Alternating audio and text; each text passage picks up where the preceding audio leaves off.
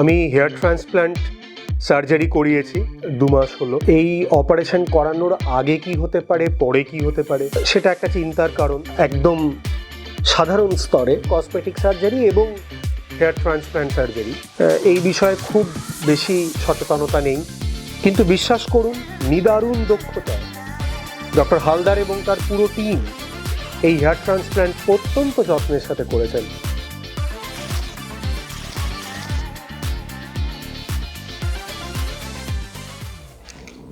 Hello, আমি অত্রি।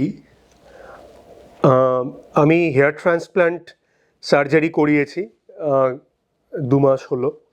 তার result কিছুটা দেখা যাচ্ছে। এটার পুরো রেজাল্ট পেতে 9 মাস থেকে 12 মাস লাগে, যেমনটা ডাক্তারবাবুরা বলে থাকেন। তবে আমার এই হেয়ার ট্রান্সপ্ল্যান্ট যে করানো বা এই যে সার্জারি করানোর যে যাত্রাপথ, সেটা নিয়ে কয়েকটা কথা বলা। আমি খুবই ভাগ্যবান যে আমি যে ডাক্তারের কাছে করিয়েছি, ডক্টর সজল হালদার, ও আমার বন্ধু সম দাদা। কারণ সাধারণত এই একটা ভীতি থাকে, যেটা খুব স্বাভাবিক, যে হেয়ার ট্রান্সপ্ল্যান্ট করাতে খরচা কত, যদিও বা খরচা বহন করা যায়, অন্য কোনো সমস্যা হবে কি না, এই অপারেশন করানোর আগে কি হতে পারে, পরে কি হতে পারে, প্রচুর ভুল তথ্য খুব ভয়ঙ্করভাবে বহু মাধ্যমে প্রচারিত হয়। সেটা একটা চিন্তার কারণ, এবং খুব স্বাভাবিকভাবেই গ্রাসরুট লেভেলে বা একদম সাধারণ স্তরে এই বিষয়ে, মানে মূলত কসমেটিক সার্জারি এবং হেয়ার ট্রান্সপ্ল্যান্ট সার্জারি, এই বিষয়ে খুব বেশি সচেতনতা নেই, এখনও নেই আমাদের সমাজে। এবং খুব স্বাভাবিকভাবেই, যেহেতু আমিও একটি নিম্ন মধ্যবিত্ত পরিবারের সন্তান, ফলত আমারও খুব বেশি সচেতনতা ছিল না, এবং না থাকাটাই স্বাভাবিক। পরবর্তীতে আমি যখন দিল্লিতে চাকরি সূত্রে আসি, আজ থেকে প্রায় 5 বছর আগে, তখনও আমার সচেতনতা আদৌ ছিল না বললেই চলে। হ্যাঁ, অনেকের মতো খুব কৌতূহলী মন নিয়ে ইউটিউবে বা বিভিন্ন ভিডিওর মাধ্যমে হেয়ার ট্রান্সপ্ল্যান্ট সার্জারি আদৌ কীভাবে হয়, মোটামুটি তার খরচা কত, কলকাতা শহরে বা দিল্লির অন্যান্য মেট্রোপলিটন বা কসমোপলিটন শহরে যদি করানো হয় তাহলে তার খরচা কত, এবং করানোর পরবর্তীতে ফল পেতে কতদিন সময় লাগে, আদৌ পাওয়া যায় কিনা, এবং কোনো শারীরিক ক্ষয়ক্ষতি হয় কিনা, এ ব্যাপারে তথ্যমূলক অনেক ভিডিও দেখেছি, কিছুটা বোঝার চেষ্টা করেছি, কিন্তু আদতে খুব বেশি বুঝিনি, এবং অনেকেই বুঝতে পারেন না, এটা খুব স্বাভাবিক ব্যাপার। কিন্তু পরবর্তীতে দিল্লিতে কর্মসূত্রে থাকার জন্য, যেমনটি আগে বলছিলাম, আমাদের একটি গানের দল, সেখানে আমার বন্ধু সম ভ্রাতৃপ্রতিম দাদা ডক্টর সজল হালদার, তার সাথে যখন পরিচয় হয়, তখনও যে খুব বেশি এটা নিয়ে আলোচনা হতো বা খুব সচেতনভাবে কথা বলেছি তাও নয়। আদৌ কথা বলবো কিনা সেই নিয়ে হয়তো কয়েক বছর ভেবেছি। পরবর্তীতে যখন কথা বলেছি এবং ওর ক্লিনিকে দিল্লিতে যখন এসেছি কনসালটেশনের জন্য, বস্তুত প্রথমবার ভয় পেয়েছি।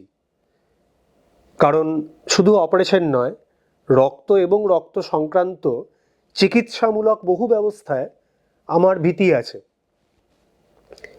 যা অনেকের থেকেও থাকে। কিন্তু প্রথমবার কথা বলার পর, দ্বিতীয়বার কথা বলার পর, তৃতীয়বার কথা বলার পর আমার একেবারের জন্যেও মনে হয়নি যে না, আমি কোনোভাবেই করাতে পারবো না, সেটা আর্থিক দিক দিয়ে হোক বা অন্যান্য চিকিৎসাজনিত ভয় বা ভীতি থেকে হোক। পরবর্তীতে যখন এই অপারেশন করাবো ভেবে উদ্যত হয়েছিলাম, তখন সাধারণত অন্য কোনো অসুবিধা হয়নি, কিন্তু আমার blood pressure level, pulse rate level এগুলি কিছুটা উপরে ছিল, যা সাধারণ যা পরিমাপ তার থেকে বেশি। কিন্তু এই জাতীয় বিভিন্ন চিকিৎসাজনিত ব্যবস্থা ডক্টর হালদার এবং তার পুরো টিম, তার পুরো যারা সদস্য আছেন এই ক্লিনিকের, তারা যে পরিমাণ যত্ন, সচেতনতা এবং এক্সপার্টিজ, তাদের যে দক্ষতা, সেগুলি নিয়ে এই বিষয়গুলোকে অবদমিত করা এবং পর্যাপ্ত জায়গায় নিয়ে আসা অপারেশনের আগে, সেগুলি করেছেন, তা চিন্তাতীত আমার মতে। এবং ওটির দিন বেশ কিছুটা ভয় ছিল, কোনো সন্দেহ নেই। সেদিন সকালে ওটিতে ঢোকার আগে ভীষণ ভয় ছিল, কিন্তু বিশ্বাস করুন, ওটিতে ঢোকার পর থেকে, যখন থেকে অপারেশন শুরু হয়েছে, আমার বিন্দুমাত্র ভয় হয়নি। ব্যথার কথা যদি বলি, এত উপযুক্ত পরিমাণ ওষুধ সহযোগে এবং নিপুণতায়, নিদারুণ দক্ষতায় ডক্টর হালদার এবং তার পুরো টিম এই হেয়ার ট্রান্সপ্ল্যান্ট করেছেন, আমার একবারের জন্যও মনে হয়নি যে খুব ব্যথা হচ্ছে, আমি পারছি না, আদৌ হয়নি। এবং অপারেশনের পরবর্তীতেও ছোটোখাটো যা কিছু সচেতনতামূলক বিষয়ের অবতারণা করা, খেয়াল রাখা, সেগুলি ডক্টর হালদার এবং তার পুরো টিম অত্যন্ত যত্নের সাথে করেছেন। এইটুকু বলতে পারি যে যদি কেউ হেয়ার ট্রান্সপ্ল্যান্ট করাতে মনস্থির করেন, বা যদি মনস্থির নাও করেন, ইচ্ছুক হন, তাহলে অরেঞ্জ ট্রি ডক্টর হালদারের যে ক্লিনিক, ওয়েবসাইটে ওর দেওয়া নাম্বার বা কন্ট্যাক্ট ডিটেলসে যোগাযোগ করবেন, কথা বলবেন, এবং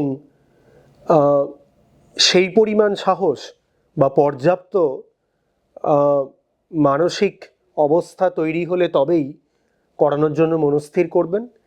এবং আমার ব্যক্তিগত ধারণা, এই যে পুরো যাত্রাপথ আজকে 2 মাস অতিক্রান্ত, মনে রাখার মতো, এটি আমার জীবনের একটি স্মরণীয় অধ্যায় আমি বলতে পারি। ধন্যবাদ।